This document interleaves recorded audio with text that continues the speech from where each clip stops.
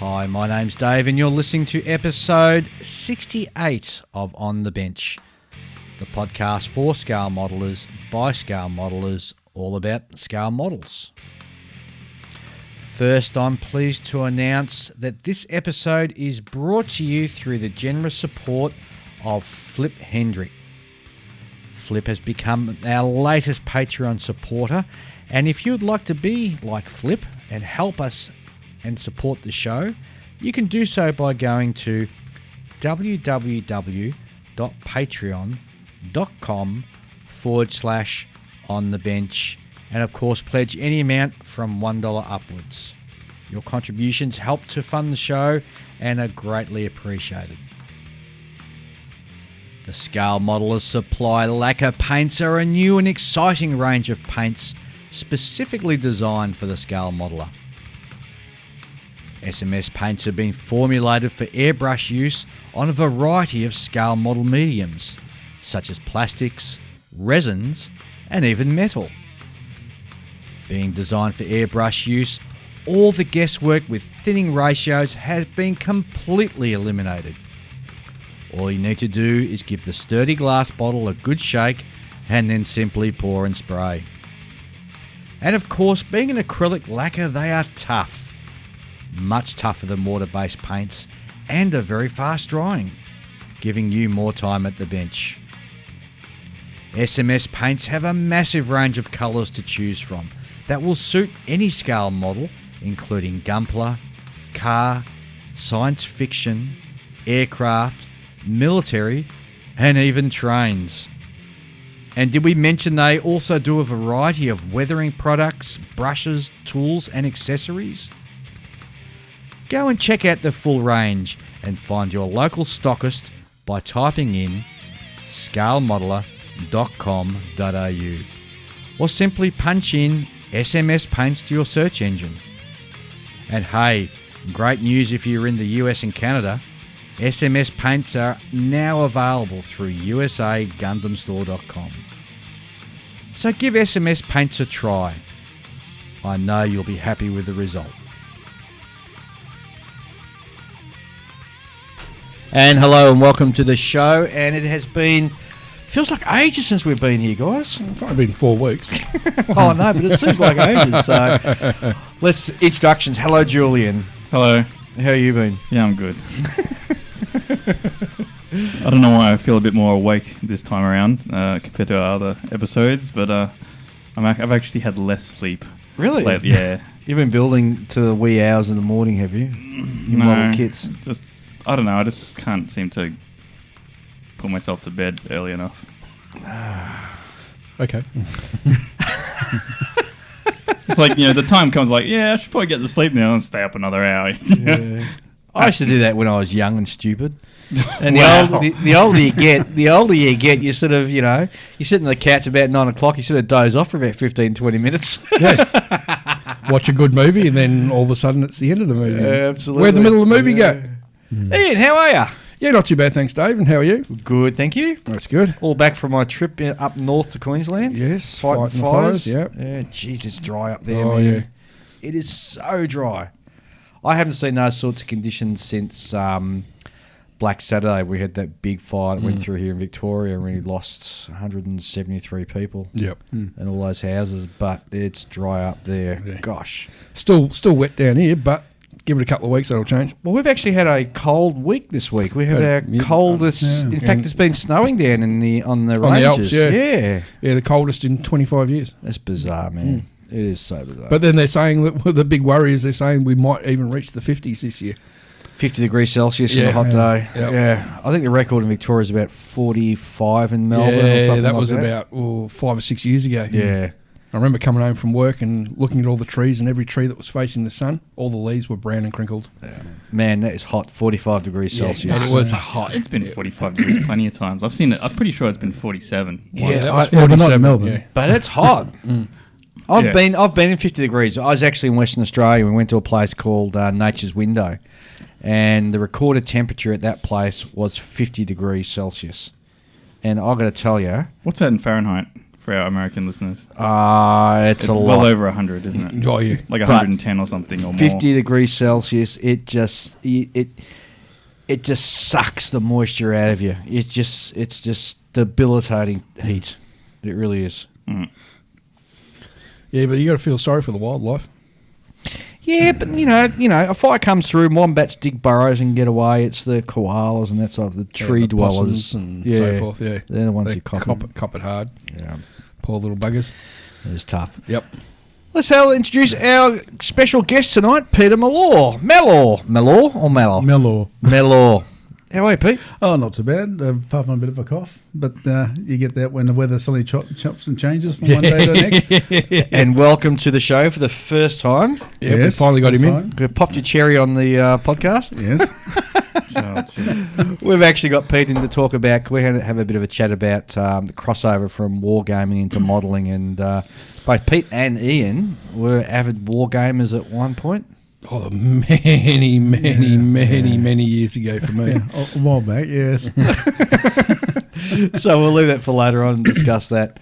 So what have you all been up to? Let's start with you, Julian. What have you been doing? A few things. Mm-hmm. So I did finish my F4, except for the ordnance, because I'm struggling to find the motivation to put like 20 decals on 2 missiles. You actually posted a picture of that on our Facebook page. Yeah, I did. To rave reviews, I might add. Really? Yeah. Yeah. Okay. It went past quite well. Yeah. Yeah. Okay. It was a surprisingly good photo, I thought. I was just taken with my phone. And, Well, hang on. Let's take a step back. It's a surprisingly good model. oh, okay. It is. Yeah, it's done a good job. Yeah, I didn't make too many mistakes. I could have done a little bit better. I had Yeah. a few like sort of construction things where I should have taken my time, but I just wanted to zip through it. Yeah. I mean, I was anticipating like running out of motivation when I got to decals, 1001 decals, but it wasn't too bad because I did the Night Fighter. Did you get them all the decals? Yeah, all of them. Yeah, Yeah, good. Well done. I didn't skip any. Good effort. Ian, what have you been up to, mate? Oh, still chopping little pieces out of the Godzilla. Oh, you're still working on that thing? Yeah. I've got months of work ahead of me. Because my working time is just very small at the moment. I'm just when I can be bothered sort of thing. So I've pretty much got his face done now. Yeah. Just got to put a slight brownie glaze over the eyes. Oh, very good. Glue the jaw in place and put the base colour down on all his back plates. So they're all nice blue, ready for the lighter blue and the white outlines. And Lovely. it's been a fun little painting thing. And any purchases or anything? Yes. From you two guys? Yes. Well, Julian, go first. Oh yeah, so I bought the AFV Club LVTP 5 A1. A1, right? Yeah, so basically they have recently released this kit with a turret on it, and this is the one before the turret was put on it. So this is basically what the US Marines used to get their troops ashore, 1960s era. Yeah, APC. it's a great big block of cheese. Yeah. Carries 45 troops, Yeah, a lot of troops, which is a huge amount. yeah. Well, And you wouldn't want to put that many inside it because apparently they had a tendency of blowing up. well, it's not so much that. I mean, you know, my experience in those sort of choppy conditions, you get one guy hurling and it just works its way through the rest of the guys sitting inside and Well, I mean, locked away in a box. I think like if it was in the water, you'd probably be fine. But apparently they were very vulnerable to landmines. Oh yeah, absolutely. Yeah, it's only designed to protect them from small arms fire, shrapnel, and just get them from the ship to the shore. Yeah, so I've got some resin coming for it from Hobby Fan, which is AFE Club's resin company. Yep. I was looking on their website. I've got lots of cool stuff, and I would like to build it all, but it's all too expensive. Because they got like a few other Vietnam era vehicles, and some Swedish. There's a Swedish armored personnel carrier, and it's all resin, so it's like $270, $300 or something. Where's your commitment? What's your problem? Oh, come on. There's an easy solution to that. Do what I do. Drink bourbon before you buy it. No. Also, I'm reasonably far through my A4 Skyhawk, which is also Vietnam era. A4F, I believe. And What manufacturer? that's the Hasegawa kit. Yep. And that's the one that's hard to get. Yeah, that's the hard to get one, and I've stalled on that because I have to color match my paint around the intakes, to the decals, Yep.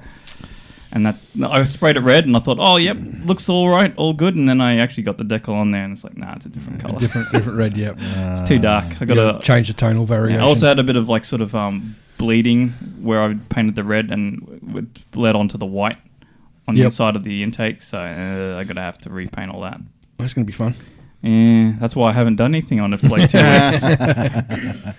And what about you, Ian? What have you purchased? Well, You've been a naughty boy. yeah, well, I got I got one of those back in store notifications from B&A and Model World and say that a whole heap of my weathering magazines had come in. Yep. Now, to put a little context, I'd had a few bourbons, right? So I got online and I ordered those and had a look and gone, oh yeah, that's the amount of price, but for a bit extra I can get free postage. Yep. So a bit tight when it comes to postage. So yeah. And I was sitting there going, I haven't bought a ship bottle for a while. So I was sitting there scrolling through all the stuff they had in stock, and what was at the bottom of the last page? The Verifier Technologies 1 to 350 scale USS Missouri. Oh, so nice. And I've seen the write-ups online and gone, oh, this is a really nice kit, so I'll buy that. And then I thought, what accessories they got? So I went to the accessory section of their website and, they've got the Verifier detail set for it. I'll grab that as well. Well, nearly $500 later. Oh, jeez. I now have the Missouri with a really nice, and the detail set is phenomenal. Yeah. It even comes with a little resin interior for the float planes. Wow. It's got everything, ship's bell, everything you can think of. It's there, the wiring boxes, the wiring harnesses, the pipes, funnels. So is this going to be another Shikaku type mammoth build? Well, it would be. It'd be a big build, but it was not mammoth like aircraft carrier where you've got to like fit a ton of planes on it. Now I do know, since it's the Missouri and I can build it either the 44 or the 45 paint scheme, what's that company in Russia that makes the tiny figures? North Star actually makes a set of the Japanese Surrender. Oh, very good. So I'm thinking I might figure this one up. But if you do that, and I've actually seen somebody do a model of that with all the ship just full of all the figures. Yeah. So can you imagine how many figures you have to buy and paint? Yeah, there's about 1,000 or something on. You can. And you're just complaining about doing the aircraft carrier, and you're going to do 1,000 figures all crowded around on the. That's all right. Little figures don't take long to paint. Well, you could probably like airbrush them all, like the they're all in white. Because they're all in, well, no, they're not. They're not all in white. Oh. Some of them are in that sort of tan coloured. Khaki. Yeah. Khaki. Yeah. Khaki or Is khaki? it khaki? No, the American thing about it is a khaki. No. Yeah, if you're from the US, it's khaki. If you're from if you talk the Queen's English, it's khaki. Yeah, but it's not even really that colour, is it? They call it khaki. Well, I'm sure that's what they call them. You got that brownie. It's a light. It's a tan. Brown. Yeah, tan. It's a tan. Yeah. What we'd call a tan. Well, I'm sure we'll get schooled on the intricacies of this. Definitely get lots of mail about this, that's for sure. Oh yeah, definitely. But no, that's what I've been up to. Cool. That's what I've been up to. Pete, what have you been doing since we've never had you on the show before? Well, I was just looking at what 50 degrees Celsius was. Oh yeah, what is it? 122. 122. Yeah, Fahrenheit. Yeah, it's pretty hot. And of course, they always measure these in the shade as well, so your direct heat is going to be a lot higher. Yeah. Well, what have I been doing? Or what are you doing, perhaps? Well, what am I doing? Helicopters, lots of them. Yeah, last Always week. love the German word for helicopter. What is it? Hubschrauber.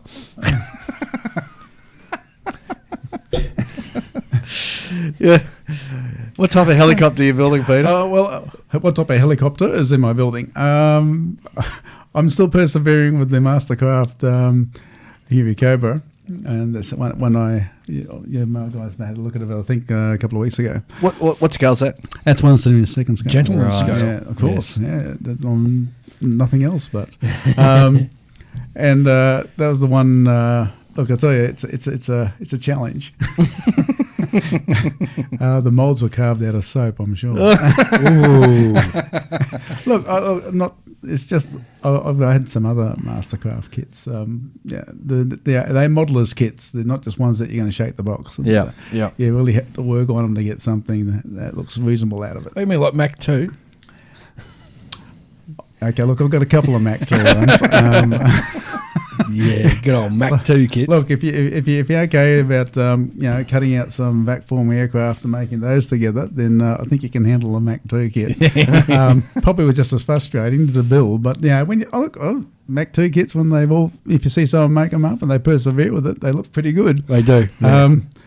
Person might be insane by the time they finished it, but they do look pretty good kits. Yeah. Plus, the subjects they do are always very esoteric. Well, that's pretty much it. I mean, if it's where you're going to get them if it's not Mac 2. I mean, there's hardly. I don't think there's hardly anyone that I've seen which is you could class as being ever being produced outside maybe some more esoteric vac form. Most of them are for the major production companies. They don't touch that type of stuff. But as I said, when they come up, they look really good. They're a bit like a model in that regard. They're not afraid to tackle some aircraft. Yep. Yeah, but A model produced some horrors. Well, so I thought that's what our conversation was about. Some kits that you work at, and that's just it. Some of them you can just get it, shake the box, and away Have you ever built Peter? Have you ever built a Caro as kit? Yes, I have. And they're made out of Bakelite. Yes, I know. You should try dark brown. working. Yeah, that dark. It's like working with Bakelite. The stuff shatters. But I like the shake and bake model kits. It's not a shake and bake. No, what I'm saying is I like them. You can get in there like the Tamiya and your Wingnut Wings and the ones that just fall together. You get in there and get it done. But where's the challenge? There's always challenges involved. Yeah, but why do you need to be challenged? So you get better. You can get better without being challenged. But the challenge makes you a little bit better. Yeah, but like sometimes the challenge Just a little bit, just a tiny bit. Sometimes the challenges involved in getting it the way you want it to get is aside like that's enough. You don't need to turn a really crappy kit into a good one before you get to that. But that's all I do. Yeah, I'm not invalidating your experience. Build crappy kits and try and make a good thing out of it. Yeah, but you also buy good ones. Yeah, which I put away because I want to build all my crappy kits first. No, life's too short for that. absolutely. I had the Focke-Wulf. Well, I think it's the 187. The one that competed against the BF 110. Mm-hmm. And that was my introduction to vac forming canopies. That was Caro as too, wasn't it? That was a Caro I've built as. that kit twice. Did you actually get anything where that you had a canopy which was usable? Yes. The first one I had to convert into a single seater. Yeah. And the second one, for some reason, the canopy was really good. So I managed to get it, but they were, as I said, they're like working with Bakelite. They are the hardest. Vacuum forming scares the heck out of me. There's no way I'd even attempt to look at it and do it. No. See, I wouldn't even want to have to resort to a vac form canopy. Yeah, I know. Oh, I've done vac form canopies before. Vac form canopies are nice to work with. They look really good. Yeah. And if you're careful, you fill them up with blue tack before you cut them. Okay. Well, that way you don't. Neat trick Yeah, that I hope I will never have to use. I'm with Julian. I agree. I don't mind vac form. I don't even like regular canopies that don't have a portion of the fuselage molded onto them, so that it makes it nice to fit in. Yep. Right? Because I really don't want to have to deal with that whole, you can see the white glue around the edges of your canopy kind of thing. And I imagine it'd be even worse with a vac form. Mm-hmm. Right? You can sort of cut away or cut into it or manage this. Massage the shape of the canopy to actually fit your kit. I can. You can. But I won't. But you won't. Okay. So, speaking of interesting canopies, I'll go back to my cupboard. It's like there's a line drawn through the middle of this table, and over on this side, we're the ones that want to take it easy, and over there's the ones that want to torture themselves. Oh, yeah. No, I'll go for easy. easy. More a bit of masochism. I go for easy. I'm happy with the go with easy. It's just when you buy a kit and you get it and you take it home and you think, oh, it looks pretty good in the box, and you start putting it together and you say, what have I done? What have I done? Some people just go, well, where's the nearest bin? And it's going to go, wait, 3 points. There you I go. did that recently. I did that recently. What kit was that, I'm Julian? not going to tell you because I'm too ashamed to say. Oh, really? What's it, JU88? No, all I know, all I'll tell you is that a new kit came out and I was like, straight in the bin. Yeah. It wasn't much of a loss. It was a pretty cheap kit, but it was terrible. It was really terrible. I know what kit you would have thrown out. It would have Really? been a P38 Lightning. Nah. Oh, okay. No. JU88, I'm telling you. No, worse than that. Far worse than that. Really? Like the closest injection molded kit you could get to a vac form. This is really bad. Wow. All right. It belongs in a plastic bag, that kind of thing. But somehow it crawled its way into a box and got sold to me. They saw you coming. Yeah, sounds like it. Well, I managed to finish that Polish tank, and with the Polish PL1, I think it's called, or something like that. I was just saying to Dave earlier before we started the show, I've got a good friend of mine. He runs his own hobby shop in Poland. Yeah. And we were having a bit of a chat on Messenger on Facebook, and he was saying how he got all that kit in, a whole heap of them, and he goes, the thing that cracks him up the most is people are spending money on building a model of a foam tank. Because in real life, Because they the whole use thing foam. is just made out of foam. Yeah. Is it the Polish tank? Yeah, it looks like a science fiction thing. Yeah. All it needs is like hover things underneath and to be set. Isn't it basically based on the Bradley? No, it's based on a Swedish tank. The the S um, tank or that? No, the CV90. Yeah, CV90, thanks, that's right. Oh yeah, that's right. Yep. Yeah, CV90. They've got very similar tracks. Yeah. Right. Yeah, with But the it was a rubber great pads on kit to them. build. It went together reasonably well. I didn't have too much trouble. I needed a bit of work on the turret, but it came together well, and I enjoyed. And it's the first time I've done that type of camouflage. Oh, the digital camo. Digital camo. Come up really nice. So I enjoyed it so much. I'm almost considering going back and getting another one and doing a different digital camo, black and grey sort of camo. Well, why don't you build a tank that actually is in service and is in digital? Well, camo? actually, rather than that, Dave, What? Yeah. rather than doing a digital camo, why don't you take it a step all the way back and do a World War One style camo on it? Nah, it wouldn't look very good. It'll Nah. look weird. Yeah, it looked really weird. To answer Julian, it's like, why do people buy and build paper panzers? Yeah, I know. Why do And they? at least they had a prototype. Because some of them look pretty cool. and at least they had a prototype. So One vehicle that I wouldn't mind doing. Meng have a Chinese mobile artillery vehicle. yep.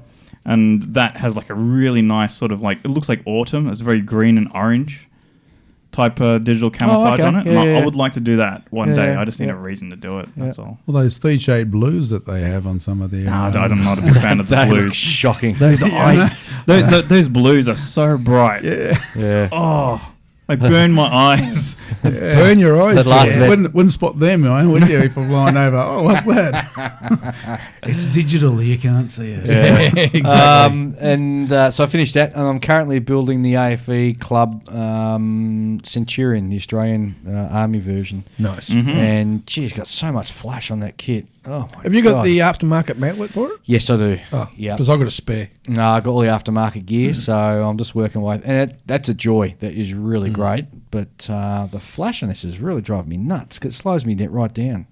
It's a pain. Oh yeah. So I don't mind flash on like large areas like you might find on a tank. The only time I don't like the flash is when you have them on small control columns and knobs and things in an aircraft kit interior. But the That's flasher, a pain. I agree, but the flasher also, I prefer to see the flash that you can see. The flash that annoys me is when you're assembling a kit and you sort of hold it up to the light and you can see it's like a little furry line around the part and you go, how did I Oh, miss you're talking that? about like where the mold seam that runs straight through the center of the No, of not the just the kit. same. No, just like it's like a little. It's like flash, except it's like a beard off a clamshell, almost. Okay. It's just annoying. You go through and you can inspect every part and run your knife over it or something. I don't know. Anyway, I tend to do that anyway. no, I don't. If it doesn't need it, I'll just bang it together. Nearly every part I use gets sanded. Oh, geez, you're a perfectionist. But that is true. But in this hobby, that's Well, it's the That's best a way good to get thing, the I paint to guess, stick. yeah. Paint sticks better to a sanded surface. But see, if you're a perfectionist, you still fall far short of what's expected of a rivet counter. Oh, definitely. definitely. And Yeah, but Ian doesn't carry on like a You know, we're in a very particular hobby when perfectionist isn't even perfect. Yeah, exactly. Yeah. Yep. I just do my best. Oh, jeez.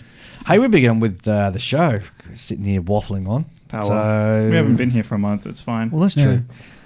Plus, this beer tastes good. I might go to get another one during the break because mine's gone. Peter's already gone through his. How about we have some Listener listener mail? mail? Yeah. Okay. So the first one is from Andrew Mills. Hello, Andrew. And Andrew writes, "G'day benchers. Thanks for answering the glue question for me. It was a great help. Can I suggest another beginner topic, resin, how to finish parts and what glue to use? Yeah. I've heard the dust from sanding resin is dangerous. Yes. Is this true? Yes. Keep up the very entertaining work, guys." Andrew Mills. So when it comes to resin dust, think of asbestos dust, and you're in the same area. Yes, almost. Tiny little hook things that hook into your lungs and ruin you. Yep. Yeah, it's worthwhile going down to your local hardware shop and investing in a good mask. Or be like me, and whenever you sand resins, sand it wet. Yeah. Yeah, that's another way of doing it. No dust gets up when it's wet. But absolutely. And because you often have to cut them off the casting block. Mm-hmm. If you use a razor saw, you're not removing as much material. Correct. To get it off the block. So a razor saw is super good. It also cuts through them like butter. Yeah. But still, You know, years ago, I had a resin thing I was building. I still got it flat. It was an old Valenden, like medieval mortar. oh yeah. And this had massive casting blocks. So I took it to work and used the bench grinder. There you go, casting block on, mask on. I was covered in this light green dust from head to toe. It was like a cloud around me. Another bit. So what type of glue do we use with resin parts? I use for tiny bits. Actually, for medium-sized bits, you can use super glue. I prefer to use araldite, which is like a 2-part epoxy glue. Right. Reason being is super glue gets brittle after time, and always with resin kits, they're always a lot heavier than the plastic kits. So you'll find after a few years, bits will start falling off. Tiny little resin bits. Use that Gator Grip. Yep. That's perfect stuff to use. Super glue's all right, but if you're going to use gluing larger bits, use some epoxy. And if you're doing really big bits that have some weight to them, people often use pinning. Yeah, pin them. Yep, drill a hole, put a pin in. Yep. I just use super glue, but I'm a special case because I throw my stuff out or give them away. Once it's someone else or it's in the bin, it's really not my problem. It's not your problem anymore. It's they don't last long enough to fall apart, start dismantling themselves. But always definitely use mask whenever you're working dry sanding, with resin. Totally agree. All right, thank you very much. Now on to the next one. This is from Flip Hendrick. And Flip writes, "Hi guys, my name is Philippe Flip Hendrick and I'm an avid modeler from Belgium.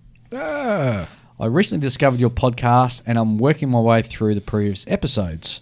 I really enjoy listening to them and I'm hooked. And by the way, Flip has just become one of our Patreon.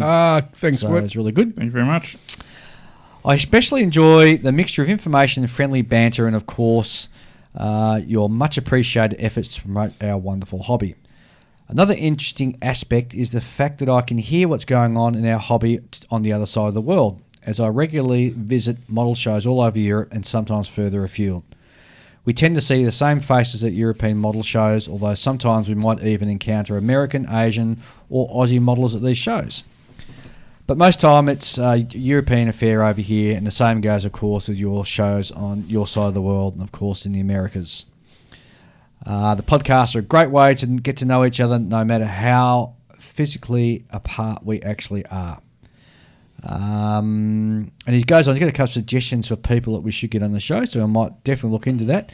And he says, in the meantime, I hope to make it over to Australia one day to visit, among other things, the Model Expo show over there. Yay! Yep. And keep up the good work, guys. You've got a good thing rolling there. Cheers from Flip. Cheers back to you, Flip. Thank you very much. Okay, the next one. This one was from Eugene Suda. And he writes, "Hello, Dave, Ian and Julian. Hello, Eugene. Can I talk about rigging ships? would you put it on would you put the rigging on the completion of the model, or wait a few months before an upcoming competition before you rig it and then send enter the kit into the show? No. So I wouldn't. No, I always rig it as I'm. Well, rigging's always one of the very last things you do. But I could never do it like just before a show because I'd be too stressed that I wouldn't have enough time. Or you might break something. I might break something, whereas I know it's rigged. And then once it's done, it's put either in a cabinet or put in a box, and it's not going to get damaged. And using the type of rigging we do, it's fairly elastic and stretchy. Yeah, you don't have to worry about it sort of sagging or breaking if you're like using stretch sprue or something like that. So definitely using the rigging lines, which you can get from a number of different manufacturers. I know Ushi makes it in about 3 or 4 different sizes. Yeah, and there's another one called more than that. Easy Line. Is another manufacturer. Easy Line, yes. Yeah. Or you just go to your local haberdashery and buy some knitting in elastic and just take the centre out of the cotton. Which is what you did. Yeah, for You years. can actually get it without the cotton. Oh, you can? Yeah. Oh, well, there you go. Yeah. Oh, there you go. I found some. But I found the Ushi stuff's great because it's already dyed black. Yeah. Yeah. Also, with regards to the ship thing with the rigging, you wouldn't want to do it just before a show, just because if you suffer a setback, you're completely you'll screwed. not get it done in time. Yeah, you know. Yeah. That's what I was saying. Yeah, get it done, and that it's out of the way. Eugene, who by the way is from Arlington Heights, which is a suburb of Chicago, he actually went to a show recently and managed to bump into Hector Colin, who a good friend of ours on the show. Yes, Hector, yes. So, and he entered in that competition. He didn't place anywhere, but he said that he learnt a heck of a lot. He said there were some great builds there in the show, and he's gone away with the mentality: first you don't succeed, try again. Exactly. And now he knows what it actually takes to enter a model for competition. So it's a really good way of learning, I think. Oh, it is. Yeah, definitely. And if you really want to learn even more, put your hand up for judging. Yeah, absolutely. And he's currently building a 1/350 scale USS Arizona. Oh, lovely. So I'll be really keen to see some pictures of that, Eugene. Definitely. Next up, we have Ian McCauley writes in. He says, "Hello, fellows. You often mention B&A Model World on your show, and so I looked them up. I found 3 sheets of Voyager PE that I wanted. Open brackets, photo which is your friend, close brackets, for an excellent price. And the best thing was the shipping to Canada was less than $5. Yeah. I'm sold and will use B&A again in the future. Thanks for the info. Regards, Ian." No worries. B&A's great. The pricing is really good for the shipping, and that's what. And the other thing that a lot of people don't realise with B&A, if they don't have it in their catalogue, send them an email. Yeah, and I'll get They've done that for me a few times. Like, I have actually. They never had WEM parts in until I started hassling them out. Oh, can you get me this? Can you get me that? Next, you know, they've got WEM parts now. Well, I actually was looking at a place overseas. The part I wanted is only like a $5 part or a $10 part, but it's going to cost me $35 to ship it. You know, something could be slipped in an envelope, and they're going to charge me $35. And this wasn't from Evil Bay or anything like. It's from a regular sort of model store, and I thought, I'm not going to pay $35 to have it shipped out here. And it's just, you know, For that money, you scratch build it. Yeah, well, it's the cost of shipping has really gotten out of control in recent times. Well, apparently the shipping from England is really expensive. Yeah, I'm just trying to remember the last time I got some stuff from the UK. No, last time I got something from the UK, I don't think it was too bad, but I was just getting an envelope, you know, it was decals. Yeah. So I wasn't too worried. Yeah. But recently, so I was talking about the resin that I have to get for this LVTP thing.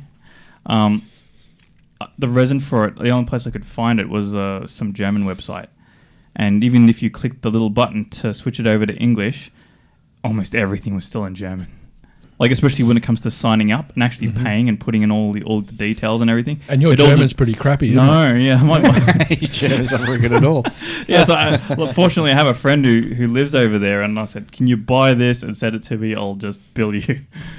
Good idea. Oh, he'll bill me. So yeah. Do what I did. I put the feelers out on our site and on our podcast. Yeah. And one of our great listeners from England came through and got me what I wanted, and I paid him via PayPal. He sent it down. I was happy. Is that your figures for the chicane? Yeah, which I never ended up using because, unfortunately, North Star is really slow with getting shit out.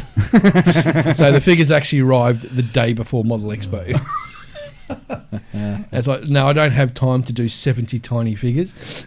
Nah, it's all right. You've got plenty of other projects, other ships in the Well, wings. I now need to, because I've got those figures, I now need to buy another Japanese aircraft carrier. Oh, well, there you go. Well, you don't have to be an aircraft. Oh, you do. Because our flight deck crew. IJN flight deck crew and What pilots. about the one of the cruisers they converted to be sort of a hybrid aircraft carrier? Oh, like the second coming of the Megami. Yeah, the Megami. I don't like them.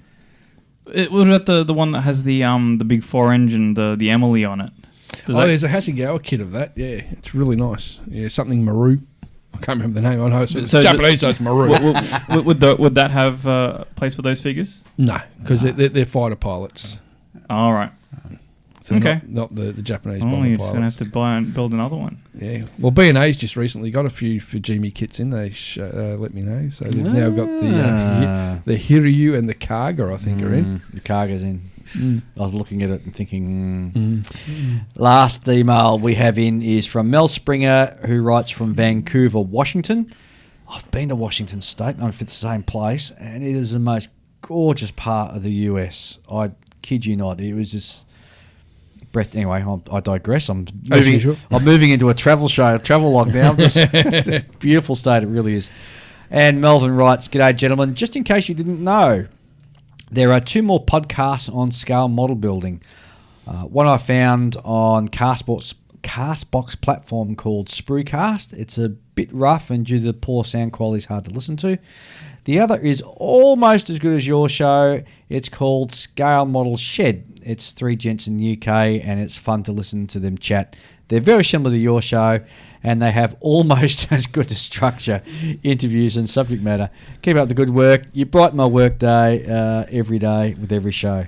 So thanks to Mel. And thanks, Mel. And I actually have listened to that one called Scale Model Shed, and it's quite good, actually. So I'll have to keep my ear out on that one. you have to tune in and listen to them. And, of course, don't forget our good friends over in Canada. Yes. Who, Anthony's finally pulling his finger out on the Musaru Cup, and he's going to get that car finished before I land there. Anthony, Well, I you tell can you. do it. You can do it. Oh, I thought you were going to go into one of those Kali Ma chants from Indiana Jones. Kalima. Well, listening to Anthony talk, I probably need some dark magic to get the thing together. So. But he better pull his finger out because I'm going to be there the end of January. So it's not too long now. We're in December. Well, that's right. Well, did we actually have a time limit? Yes, it was me arriving in Canada. Oh, that's the time limit. Right, yeah. Speaking of which, I've got a complaint. Uh-oh.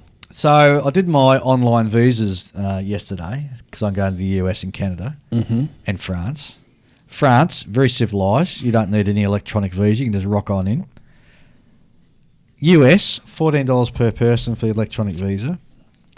Canada, it cost me, for me and Michelle, $170 each to get into the country. Ouch. For a visa. So who'd you piss off? I don't know. Obviously somebody. It's just. Oh, Jesus, that Dave again. Oh, we'll just bump the price up.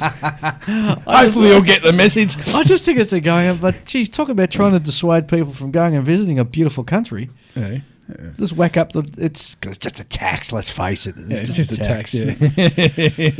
Oh, dear. Anyhow. Yep. Shall we get on to what's new in the modelling world? Yeah. All right. Sounds like a cunning plan. It does indeed. And first up, we have Italeri are announcing their December items. And the first one, they're really getting into this 1/72 scale wargaming stuff because they've announced the Stalingrad Siege 1942 battle set priced at €74. And it comes with 2 T-34/76s, 48 Russian infantry figures, 50 German infantry figures, a Panzerkampfwagen 4, a PaK-40 anti-tank gun, and it comes with an MDF laser-cut Stalingrad tractor factory. Oh, how cool is that? Looks You've really got to build a T-34 without a turret with a mad Russian with a machine gun flying out the front door towards the German lines. But Italy are really diving into this, and I'd love to know what the push is behind this, because is it aimed at the wargamers? Is it aimed at the people who do dioramas? Probably both. Italy do a range specifically for wargamers. Oh, do they really? Oh, okay. Yeah, so they're kind of dual builds. You can build them both ways. There's a simplified way of building them with less parts. Looks pretty good. You can slap them together, put them on your war game table fairly quickly, or you can actually go into them more detailed and come up with just a normal 72nd scale model. Yes. So do they do wargaming in 1/72nd scale? Yes, people do wargaming in 1/72nd scale. Actually, it'd be a good scale for wargaming. Yeah. Mainly the ones I've seen is mainly it's more towards the Second World War. Yeah, there is some First World War, but you're limited by the number of types, the ability of figures really. Yeah. 72nd scale, but there's plenty of armour that you can use. Lots of armour. Definitely. Yeah. All right, next up from Italy, they've announced their 1/72nd scale F-35B Lightning II, price €30. And, of course, the B model is the one that is V-style, so it can take off and land. Nice box cover. Comes in three different decals, one for the US Marine Corps, one for the Royal Navy, and interestingly, one for Marina Militare Italiana, which is the Italian naval version. Yep. Yes. The colours are all The same. they're all that lovely sort of grey. Yeah.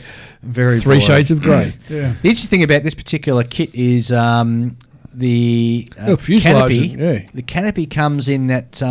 Smoky colour. Yeah, it's already pre-smoked for you, so you don't have to sort of muck And around. the wings are joined to the bottom and top fuselage are, so It's it's a- going to be a quick, easy build for someone. Very simple looking build, and I think that'll be a lot of fun just to kick it out. They could do a weekend job, And actually. for 72 scale, it's got some nice, a full engine. Yeah. Yeah, And it's good to see the B model coming out. Yeah, So exactly. it's the, of course.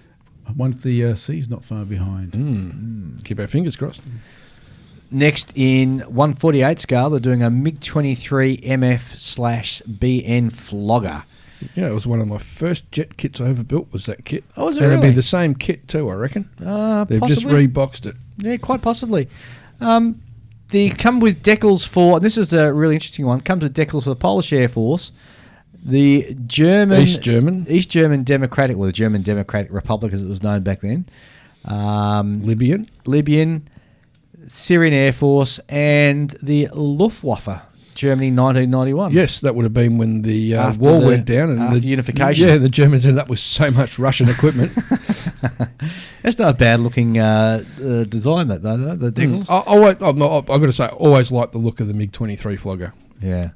Especially the undercarriage. It's just got that really weird Dogleg kind, yeah. multi-part undercarriage. Just looks great. So I actually forgot to mention, period, that I actually bought the Edward Special Edition MiG-23. Oh, is that one with the shark's teeth? The burner, whatever they call it. Burner. Yeah, it's the ground attack one, the BN. Yep. And apparently, the entire nose It's is just- incorrect. Yep. Yeah. But there's a resin fix Yeah, for that. there's a resin fix that's apparently being retooled, which means I can't get it at the moment. So Very annoying. there's though. that. Yeah. Still on Italy, and in 1/24th scale, they are announcing for €34 a Mercedes-Benz G230 wagon. Which is basically the Germans' version of a Land Rover. Yeah, it was. It even looks like a Land Rover. Looks boring as anything. Last but not least, from Italy, World of Tanks World kit. of Tanks in 1/72nd scale, but this is what they call the easy to build kit. I think it comes in about 8 parts, Oh, yeah. and you just stick it together, paint it, put your World of Tanks decals on it, and off you go. Yeah. Which is not a bad idea, and it also comes with the in-game bonus code. So 72nd scale kit. Yep. Yeah. That's the only for wargamers. just big enough to sort of put on your computer screen, and so you can sit there and look at it while you're playing a game. Exactly. Rightio. Next up, we have from Mini Art. Now, Mini Art's already done this, but they've they're launching a different one. It's their Focke-Wulf Triebflugel. Triebflugel, but they're doing the kit now with a boarding ladder And Japanese markings. Yes, in fact, it's coming with a range of different decals, and I'll just. Well, I've got to admit, as a vehicle, they would have been the ultimate kamikaze machine because really they would have just been so dangerous to fly to begin with. Could you imagine trying to land something like that? Yeah, I don't I think mean, so. all the trouble the Americans had when they had the pogos Yeah, and so forth. yeah. And this is like, what, 20 or 30 years before that? Yeah, absolutely. Oh wow, there's some really outrageous paint schemes There's to some this thing. great paint schemes. So you got some Luftwaffe really crazy paint schemes. One which looks desert like scheme? a desert scheme. Yeah, desert scheme. It's very similar to like the Faisal Storch. Yes. Yes, From North with Africa. the sand with the olive green squiggles. Yes. Yep, and then you've got blue and greyish sort of Splinter. splinter camo. Yeah. Yep. Oh, it's digital. No, it's not digital. Then It's you've analog. and then you've got a Japanese one that looks like it's in one of the special attack squadron markings. So that'd be definitely kamikaze. Oh, Romanian Yeah. and Yeah. Hungarian Yeah. markings. Well, Now there you that's go. interesting, especially the Romanian one. I've seen a review of this kit getting built, and it came back quite favourably, actually. Yeah, It from what I've went heard, it's not a together bad kit. Really, really well. Yeah. So At least they know what they're sort of getting into, right? I mean, Oh, hang on, scroll down a bit. You are freaking kidding me. Have a look at the decal sheet. Is it it's got Hail It's Hydra? Hail Hydra. It's got Hydra decal, so you can go Captain America. and what would that be? It's got a picture of the African continent with Yeah, Africa. Africa. in it. Yeah, Africa core. Would it be? that'll be that? for the that'll be for that desert camouflage. There's Ah, camouflage of course, one. yeah. Yes. But I mean, like you know, it's a bit of a paper, not paper panzer, but you know, it's a paper. Well, it's Luft a secret 46. weapons sort Yeah, of it's thing. Luft Luft 46. 46. Yeah. There was a scale wooden model of one. Yeah, That's what they done, yeah. and some rough. But if you're going to drawings. make a kit of it, you may as well go the whole. Oh, hog yeah, yeah, and go you the put whole all hog. these schemes in there. Yep. And let Well, people go wild. Well, the Hail Hydra, the Hydra decals really let you just open the door to Yep. a really weird camouflage pattern. Well, actually, if you want to scroll all the way to the first scheme, now that first one with the grey, would that? Oh no, it's not the Hydra one. No, it's the next one down. Oh, that one. The one next it's to the all Japanese grey, one is a yeah. Hydra. Yeah. Yes. Unit Hydra. Now look, honestly, if I hadn't have already built the old Planet Models kit, I'd get one. Yeah. I would get one. Nothing I stopping reckon you it getting looks another great. one. Yeah. And you can get it in 172nd scale too. Yes. Yeah. Bronco have just announced that they are doing in 48 scale a P51D/K in Chinese service. And I'll tell you what, that's one of the most weirdest box covers. It's well drawn, but to actually see a P-51 Mustang in Chinese nationalist markings flying over looks like a May Day parade. Well, it's actually the inaugural parade that they had in 1949 to celebrate the fact that they'd won the Civil War. That's the Yep. victory parade. Yep. Yes. So, few people know that the P-51D actually fell into communist hands and was used by the People's Liberation Army Air Force, to use the correct term. And in fact, we had a guest on who'd actually gone to the museum and seen it over there in Beijing. Yes, Chris. Chris, gee, that was a long time ago. Yeah, very long time ago now, yeah. So, again, it's interesting to see that Bronco, well, I guess they've got access to the actual real aircraft anyway, so they can do it. But I would have thought, gee, pretty brave company to come out and say they're going to do a P-51D in 48 scale when there's so many other great Well, you can ones see out the new there, mate. Edward one's out. But that happens with a lot of companies now. Look at, was it Cooper State Models? Copper. Copper State, State, yeah. yeah. They're doing a Star Strutter, German Star Strutter. Really? Is that is that a hand band of it? Yeah, I think so, yeah, Star Strutter. What they don't realise, Wingnut Wings is working on one too. Yes, no. So that's the problem yeah. with all these companies. Like, look at HK Models when they Yeah. were raving about their new Lancaster, and then a week or so later, Wingnut Wings says, "Oh, we're doing one too." So everyone's jumping in on the same bandwagon. That's not so much. I mean, I think with Copper State models have got an excellent reputation for the models that they do. I've seen some of their kits, And, that you know, Newport kit is amazing. And it was just unfortunate that, both companies chose to do it. But you know what? Both companies are going to come up with different decal options. So you're going to be well serviced regardless. What scale is Copper State bringing theirs out in? 30 seconds. 30 seconds. 30 seconds. Yeah, yeah. That's the only way to do biplanes. Yeah. Oh, they've got quite a few of them out in 148. I think it was scale, which are quite was it good. the Newport 17 they bought out? I think it was a 17, was it? The Copper State? I don't know. They've been enough getting about that. It's a beautiful kit off. So it is. Oh, it rivals Wingnut Wings. It is really well engineered and really. Don't know. well I done. couldn't tell you. Did they bring in a dolphin and a salmon recently? Don't know. I'll have to have a look. I'll have to look. Have to too. look. Don't know. But yeah. So anyway, Go back to the magazines. So apparently there's a bit of people with ruffled feathers online about this particular boxing and this kit, because apparently some people don't like an American plane in Chinese markings Well, on the box cover. but it's a fact. It happened. It was there. Yeah, I It know. actually Like normal flew, people like so- us don't give a crap. Oh, you're saying non-models are getting their No, knickers in a no, twist? no, not apparently. They're actually modelers, but they're just not. Maybe not well adjusted or something. I don't know. It's just another boxing, isn't it? I mean, like, mate, it's like this: the far right's as bad as the far left. Well, maybe so, but that's besides the point. The point is that It's their company; they can it's put whatever like, freaking it- decals they you- want. you can't be upset about Chinese markings on an American plane if the very model we saw before it was the bloody tribe fugal in Romanian markings and everything else. It's Yeah. like, Look, I'm sure they'll bring It's- it out it's- nationalist markings at it's some just a point model. too. So yeah. it's just a model. Come Yeah, on. that's it. all right, from Italy, Revell. Revell, Yeah. they're my favourite company. Have announced their November releases. I've had much luck with Revell, so. I like the Revell. Yeah, I like Well, Revell too. I've got some Revell models I'll give to you then. The Airbus A330-800 is 1/44th scale. This one's being done in the Emirates livery with wildlife. You've got a whole heap of elephants and gorillas and everything all sort of stomping alongside the aircraft. That'd actually be a very attractive sort of build, actually, to tell you the truth. And we all know how big this one is. It's That a was big one kit. that the one that Hamish brought in it's a a couple of. huge kit in that scale.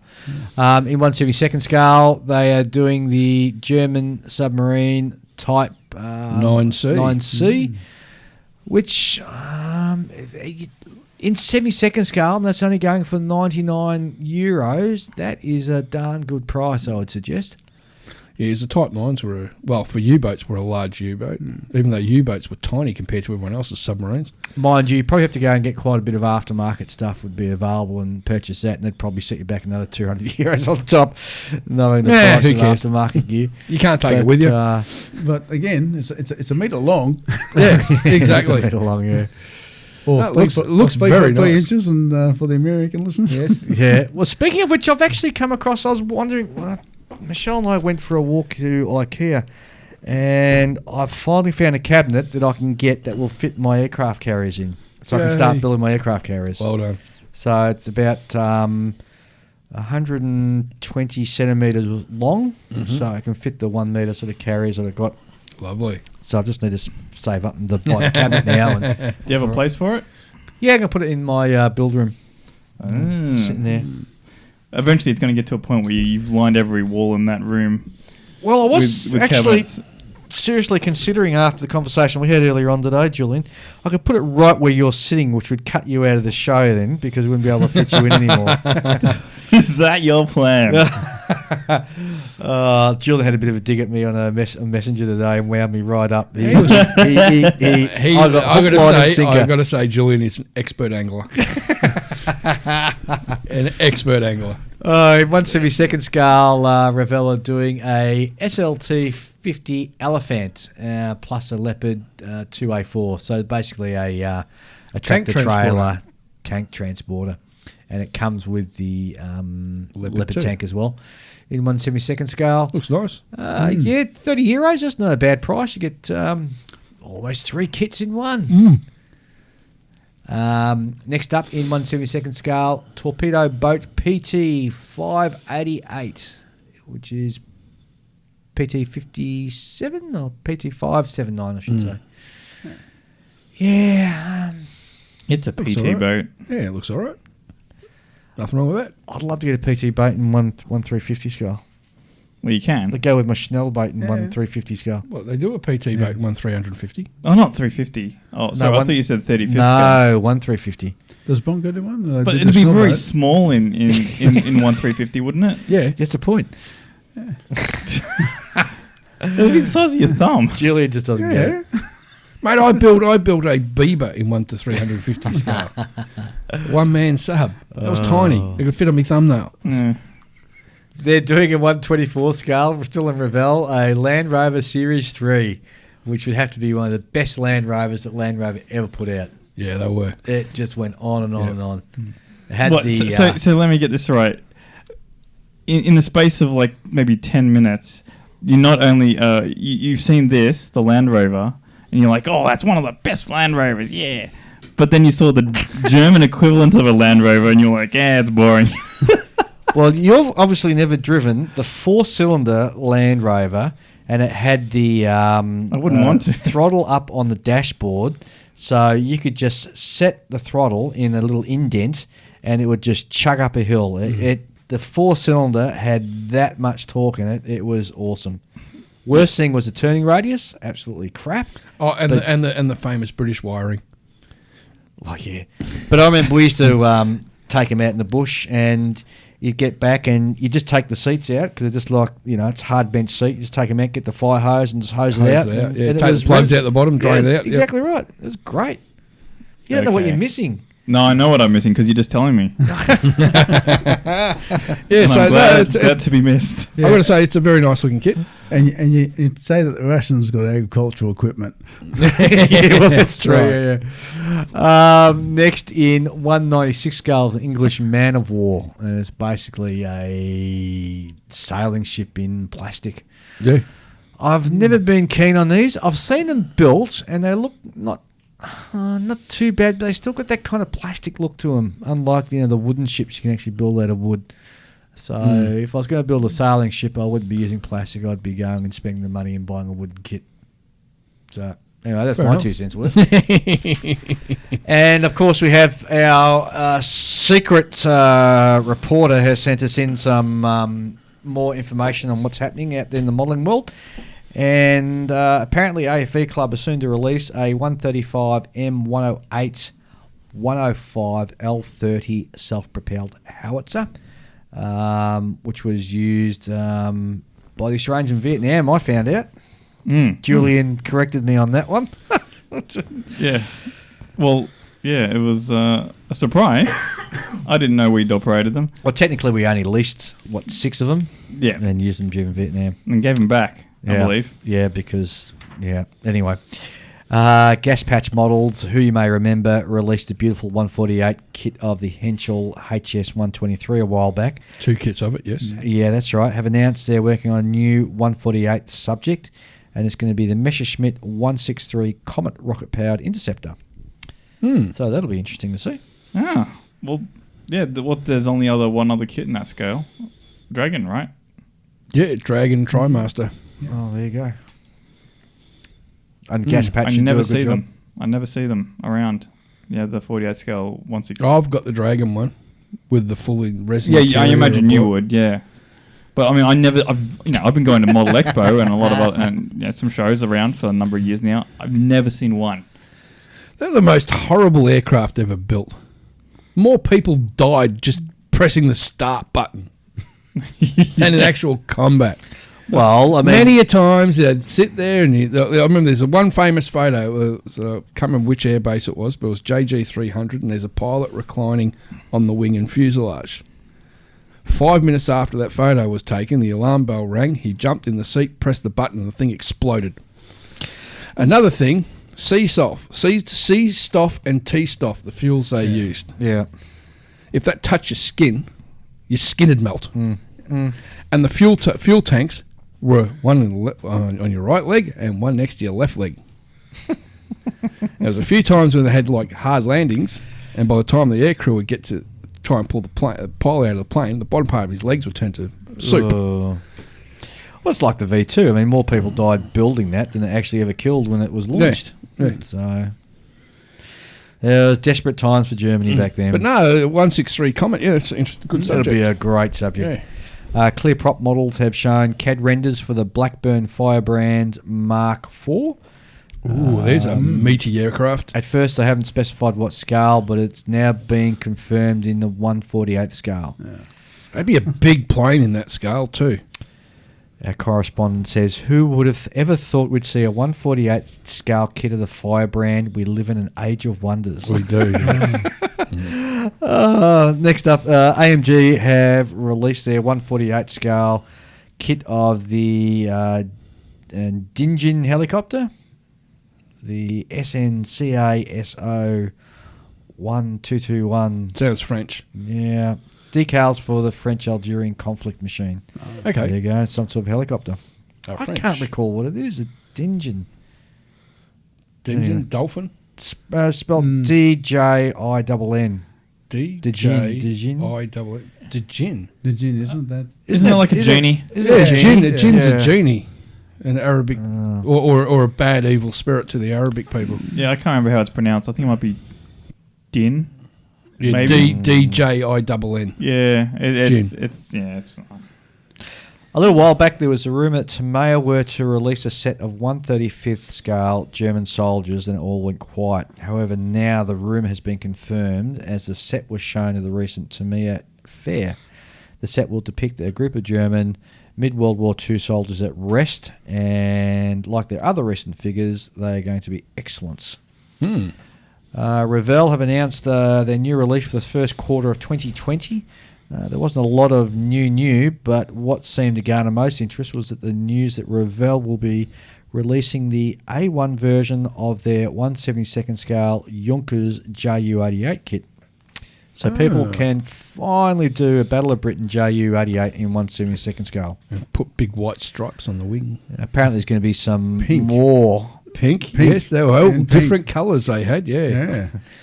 Apparently there's going to be some more new toolkit announcements coming from Revell later in the year. Plus the, don't forget, the all most important Revell release, the 32 scale Spitfire with the Eddie from Iron Maiden. Yes. About a month ago, Dragon announced a new release of a 1/35th scale Japanese Type 97 Chiha medium tank with 57mm gun and new hull. The poster has now been released, and it shows that the kit will have a link and length tracks, which is good news for Japanese armour fans, as previously the otherwise excellent Japanese subjects from Dragon were let down by the much-aligned one-piece DS tracks. And, of course, finally, we were all aware of Telford and Airfix with their announcement, and also they're teasing us by talking about the 1/35th scale Queen Elizabeth aircraft carrier. 350, Dave. What did I say? 1/35th scale. That'd That's be a gonna big pretty carrier, big. Dave. I could You'll be dream. back at IKEA getting another one. And of course, Airfix have been encouraging people to send emails in. I've sent 6. Looking all You're like a dog with a bone on that one, aren't all you? different email addresses too. Good move. Good move. Okay, so we've still got a bit more news just to chew through.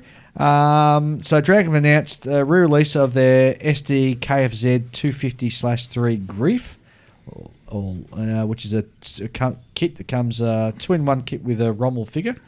Was that Dragon?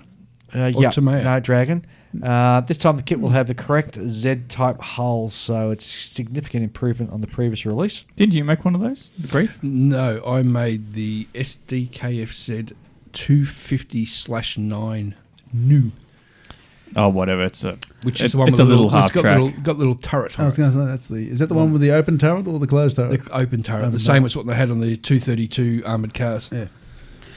Or as what's his name used to call it, Hubert, his little tank. Oh yes. What was that? That was from the Hello. Hello. What was his? I can't remember his name now. He used to go, it's my little tank. Gruber. Rifle Models have announced they're going to be doing a 1/35th scale Sherman Firefly VC with workable tracks. A Firefly. yes. To make a Sherman Some people really have nasty. said it only looks like a small improvement on the Tasca kit, but given how well that was in new rifle model, should be a real beauty. Yeah. A new player in 135th scale plastic kits is a company that I've never heard of. It's called War Slugs, and they've just shown test shots of a Rolls-Royce Armoured Car Mark 1 1920 version. War Slugs may be new to most of us, but they have been making armour kits for some time now, only in 1/6 scale. And almost always completely metal. If anyone's interested, their 1/6 Tiger, King Tiger, beg your pardon. Oh, wasn't that 20 grand or something? It can be yours for only $18,500 US dollars. Yeah, I thought it was close to 20 grand. Yeah. So hopefully the Rolls Royce will Is this come Battle in. Barbie sort of scale? Nah. Or 1/6 scale, that's much bigger. You could sit on it and drive it. Jeez. Is that's Gee. about the same size as the Dragon brought out the action figure type? Yes. Yeah, quite possibly. Although Yeah. they weren't really action figures, they were. And Battle Barbies. Yeah, Battle was Barbies. it? And it was also Italeri, but that might have been 1/9 scale. They did Yeah. the Kettengrad. Yeah, that was the same And that scale. was They huge. had the Panzer Grenadier as well, and that Yes. was 1/9 scale. Yeah. 1/9, yeah. AFV Club will be furthering their line of 135th Centurion kits with the Centurion Mark 1. The kit was originally available as part of Platz's Girls und Panzer line, but it will definitely be an AFV Club kit, and this one you will get the proper decals for the real vehicles. Cool. Mini-Art have announced another 135th T55 variant in the works. This time it's going to be a Czechoslovakian production version with 6 marking options, one for the Czech, Lebanese Army, Chad Army, Syrian Army, and the second Libyan provincial government schemes. I'd go Chad because it's unusual and no one's done it before. And they usually have very colourful schemes. It's not official yet. Looks like Tomei will be releasing a new version of their 132nd P51 Mustang. This time it will be boxed as a Korean War F51D. Micromeer have finally released their 148 scale de Havilland DH88 Comet, which Yes. I wonder how that's coming along. so no doubt it's going to be an improvement in the old Airfix kit, which some of us may remember from our Which wasn't in 48 scale. misspent youth. 72nd. There is another kit other than 72nd scale of the Comet as well, but Yeah. I think just recently in the last couple of years that came out, was it KP or? Might have been. Yeah, but I've never heard of it coming out in that scale that you're talking about. And last but not least, from our secret kit correspondent, Sword Models have released a special boxing of their 172nd scale Seafire kit. The boxing will contain no less than 5 Seafires, the Mark II-C, the Mark III, the Mark 15 early version, and the Mark 15 late, and the Mark 17. And what scale's that in, Dave? All in 172nd scale. Oh, there you go, Peter. So that's exciting news for people who really, really, really like their Seafires. Gentleman scale, yeah. Well, that's all I've got from what's new in the modelling world. Gents, have you got anything at all? No. No. Pete? No. Very good. Well, how about we have a quick word from our sponsor, and we'll be back very shortly to talk about the crossover from wargaming into modelling. Fine Scale Modeller is proud to support On the Bench. Fine Scale Modeller is the world's most recognised and essential magazine, and is available in all good newsagents and newsstands, or wherever you purchase your magazines. Alternatively, go to their website www.finescale.com and subscribe to either the print edition or the digital edition, or why not both? Go now. Go to www.finescale.com.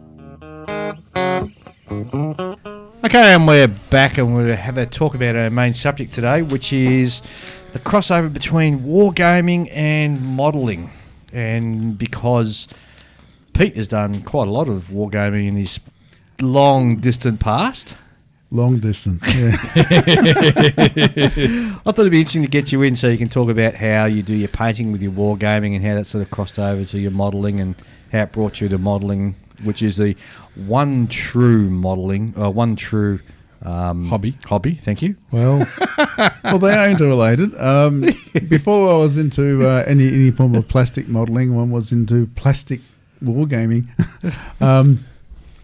like most people of my era, we would have had the Airfix OOHO Yes. scale, and they were originally the true HOOO scale, which was probably about, if they were 20 mil, they were lucky to be 20. 176, wasn't it, or something like that? Well, yeah, they originally, before they started calling themselves 176, they were actually OOHO. Yes. And they were actually smaller than a 176 ones. These are some of the first ones that came out, the type ones, which would be things like, well, the first two that I ever scored from my dad was the original German infantry and the British support group.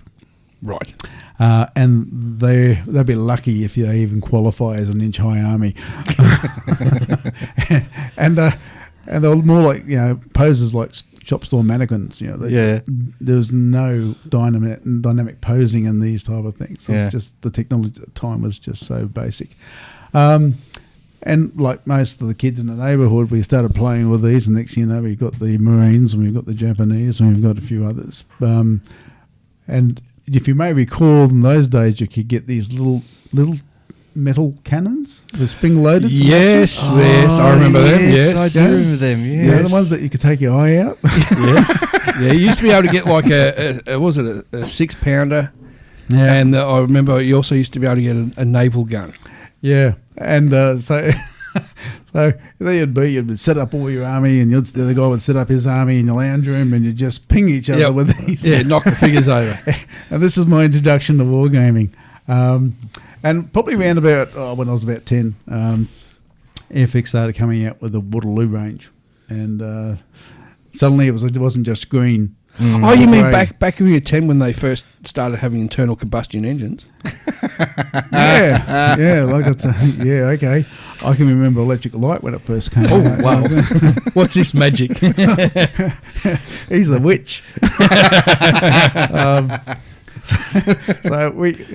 Suddenly it was the case that we could have colour, because most of the other things before that was you just play them in the colour it was. So you never painted them? No, because like the Marines came in green. Germans were always in grey. Yes, Germans were always in that grey plastic. So it was hardly any paint was ever applied. And British came in that khaki plastic. Yeah, that was rubbish. And they're so brittle. I've actually still got some of the old ones, and if you pick them up, they just break. I remember a couple of years ago, you gave me a whole heap of your old figures, and every time I try and touch one, it'd just shatter. So it's not that you got a tiny little figure, but as soon as you touch it, it's just turned to dust. Yeah, they were the Romans, weren't they? Yeah, they were the Romans. Yeah. Yeah. I think most of those Roman figures ended up in my lungs because they just turned to dust and I inhaled them. No, they're pretty awful plastic that they were made in. But then the Waterloo figures came out, and so you start painting them up, and having units and things like that, because they lend themselves very well to that type of gameplay. And from there, at that time, we'd moved down here to Melbourne, and one of our local papers had Nundawading War Games. They had an open day, and this would have probably been 1981. Mm-hmm. So it was quite a long time ago. So I rocked up, and but at that time, a lot of people were playing with plastic because it was cheap, it was easy to get. Yeah. And they covered quite a reasonable range as far as the of eras, from the Roman era all the way up to, at that point in time, they probably finished around about 1945. So did you used to get your Roman soldiers all lined up and get them a number from the left to the right? Yeah. I. IV.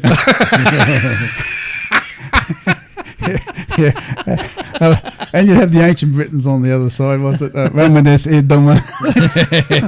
Romans go home. What have they ever done for us? Let's not start that. So that's how I started entering into war games. And as I said, most people at that point in time had plastic because we weren't cheap, easy to get, easy to paint, easy to put on. And of course, the paint would then peel off because it was polyethylene and it was rubbish. We used to call it rubber plastic. Yeah. Then I started getting minifig armies. Minifigs was an English company, Hinchcliffe. Yes. Ralpatha. These are names that were coming out at that time. They cost considerably more, but being metal, they're more substantial. Easy to pay. Would take paint a lot easier than the plastic. So that's how I started moving into that. Oh, those lead pewter figures. Yeah. Yep. Yeah, the white metal, what they used to call. Yeah, Ralpatha, they did some really good Dungeons and Dragons figures. Oh, yes. They were and very detailed for the technology of the time. Oh, yeah. Brilliant stuff. Yeah. There was also Citadel. Yes. At that point in time. Before they went to Games Workshop. That's before that. In actual fact, I can recall playing Metal Rogue Trader. Oh. Before Showing your age there, mate. Oh, This yeah. is really just turning into like a podcast where we talk about how old he is. How old we are. There's probably not a lot of 40k guys out there probably remember playing Road Trader. No. Probably most of them weren't even a glint in their dad's eye. Yeah, before the first, it was just one codex. Road Trader. Yeah, that's There right. was nothing else. And that was basically just a photocopied booklet anyway. Yeah, that we shared around. And so that was then we get metal figures, and then then Games Workshop started producing plastic figures. And now, by this time, I was starting. Once we got into plastic, it was starting to I then started moving away from being active in wargaming at that point in time because there were other interests. And then there was children, and there was mortgages and all that type of stuff. So the expensive hobbies sort of went by the wayside for a while. Then I went to hospital for a while and had to have some for facial because I had problems with the breathing, so they had to open up some of the things. And I was on some painkillers, but they didn't always work that much. So I'd be getting up in the middle of the night, and I had nothing to do. This was before cable television in Australia. So you had to fill in the hours between end of station. Which would usually turn off at about midnight. Yeah, about midnight, end of station, and waiting for when Thunderbirds came on in the morning. Oh, no. Before the Thunderbirds, it was that black and white samurai show. That was at 5 o'clock. Shintaro. Yes. Shintaro. That's the one. We used to jump backwards into trees. Oh, the ninja, Papa Ninja. Yes, I'll tell you what, that was, well, no, let's not go that's even going further back into childhood. But we went into, so that was, I needed something to fill in some time, so I bought myself, it was a Sunderland.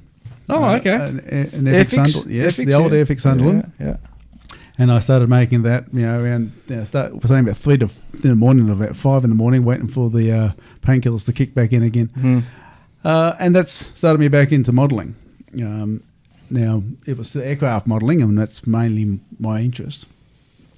But I also do figure modelling and also plastic 72nd scale modelling, which is what I do. Not so much as wargaming. I tend to even buy when I buy my 40k figures because I still spend money on 40k figures. I tend to sort of do it either single figures, which I just enjoy painting, or armies, painting them up as an army rather than actually using it for playing. Right. What's the most recent 40k thing you've bought? The most recent 40k thing I bought, I bought 2 Sanguinary priests for Blood Angels. I got the old metal one, which I bought at a swap and sell. You see they're releasing a new Mephiston. Yes. Well, they're supersizing him. But I've got the original metal Mephiston, which is... Showing his age. Basically, Mephiston is basically what he's like, a Dracula-esque space marine. Yeah, Dracula-esque Space Marine for the Blood Angel chapter, which is all I have for the Blood Angel. For Space Marines, it's all Blood Angels. And I also got their latest plastic Sanguinary Priest, and I also got a fine cast chaplain in Terminator armour, which is, for most people, probably if they don't know 40k, would be absolutely meaningless to them. But if you're in a 40k, you know exactly what I'm talking about. I've heard fine cast is something you should be to be avoided. I've heard too. I've heard disasters with fine cast. Sometimes you get a really good figure, and sometimes you get a blob. Luckily, this was because it was a swap and sell. You can sort of you can touch the merchandise. Yes, which is what you want to do. Yeah, and you can say, "Oh yeah, that's nice. I'll take that one." and off it goes. You might get a bit of a raise in eyebrow if you do that the way you just sort of expressed it. Yes, no, look, yeah. When you're touching plastic, you get that feeling, don't you? But I got those. That's part of my the Blood Angels army. I've got. I also have a Tau army and a Tyranid army. I bought some Tyranids in not that long ago. You did, and So you got a Tau army. Yes, I have. Do you want some figures? What do you got? Maybe you can tell me afterwards. Well, I've got a ton of Kroot, ton of Fire Warriors. Okay. I've got Broadside. Which early? Okay, all early stuff. Yep. I've got Hammerhead tank. I've got one of their troop carriers which I've already built. But you can have it. I've got a Devilfish. I've even got a Tau fighter. Good. So what I'll do next time is do you have any of the? Do you have any early stealth suits? Yes. Oh. But I've painted them. Doesn't matter. But wait for it. They're painted in prismatic paint, so they change colour. Well, yeah, okay. Maybe I should just get some prismatic paint for you. Yeah. So that's my that's my plastic Warhammer. Did you find that the transition to doing, the one true hobby, model making, did you find it bringing anything across from your wargaming days? Like, because I assume you have to be either a real stickler for detail, like when you're doing the polyonics and that sort of stuff, and because you're doing so many, you've got to learn ways to sort of do mass production. Did you bring any of those sort of skills across? One of the things I do like to do in the 72nd scale one is talking about detail. I do like doing cockpits. Some people just like, I like doing the decals, or I like doing that. I like the weathering. I just like making cockpits. Okay. In fact, if they just brought out cockpits in 72nd scale, you'd be happy. Unfortunately, you have to put a plane or a helicopter around it, and so that just slows you down for the next cockpit. But I do like doing that, and that's because I do like getting in and getting the detail. Even though, look, I'm not one of those sticklers that go and buys all the photo etch to go with it. Yeah. I actually like trying to paint up what they actually provide you in the kit. Which in 1/72 scale isn't a lot. No, it isn't a lot, but you can actually, with a bit of plastic and if you've got enough of the evergreen stock around the place, you can make something pretty reasonable out of it. A lot of guys buy the photo etch and the colour photo etch, whether it comes from whichever company it comes from, and which just means all you do is just sand it what it is and then stick something onto it. It looks great, terrific, and it's more than what you could possibly do, or I could possibly do with a paintbrush. But I didn't do it. So I like actually just trying to do it. If it is not exact, at least if it looks okay from that 6 feet away, if it looks all right and it's passable and looks busy, I'm happy with that. So that's what I like, one of the things I like doing. I also do other armies as well as I said, I do 72nd scale ones, which is and it's not for any particular purpose. It's just I actually like having like a board with an army of an era displayed on the board. I had you may have seen a couple of expos ago when I did the Sumerian army, and the Assyrians, which is about 2,000 years between them. Same area, same locale, 2,000 years between them. And they didn't look all that much different. But it's interesting. It's interesting though, because you're doing it in a way as a representation. Because with an army, even if you're doing a platoon or a company or a battalion, you can't just do one. You're going to do, unless you're doing a 35mm figure, you've got to do a fair number of them to sort of give you the representation that you're looking for. You know what I mean? Yes. Well, I think there was probably about 50 to 60 in the Sumerians. So, and that was several sets. It came from it was a plastic manufacturer, Hat. Yes, Hat, which make a lot of. Weren't they French? No, I think they're American, aren't they? Yeah, you can actually buy models. They actually sell hat models at the Hobby Man in Fountain Gate. Do they? Yeah. Oh. Well, that's interesting because there's that, and there's only a few other outlets in Melbourne that I've actually been able to find them. I was going to try and you might see it this year's expo coming up in 2020. the one I'm going to put in to get my free pass Yes, yeah. for the 3 days is I'm doing one using the Caesar Egyptians, Oh, okay. which is Caesar's a Chinese manufacturer. They do very good stuff in Right. 72nd scale. And they do it, and it's a slightly harder plastic, so it does take paint rather very well, and it glues well too. So I'm going to be doing that in with using their pharaoh in his chariot.